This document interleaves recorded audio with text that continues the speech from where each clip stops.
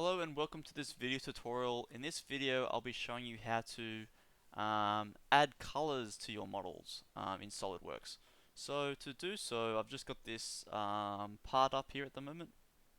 I'm just going to left click here and only go up to appearance, left click, and then it's got sort of like the part and color with it. Click on that and then I get two menus. So I can also drag this out here.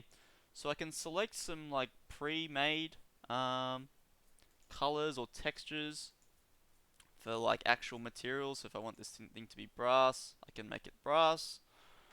Or I can just add some basic color. Now I'm changing the color of everything here at the moment. Now if I don't want to just do like a surface, so I go select faces.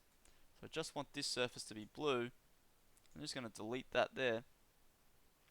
Now it's that surface only that's been blue. That has been changed to blue. And I can also do things like change transparency and stuff like that in the advanced. If I click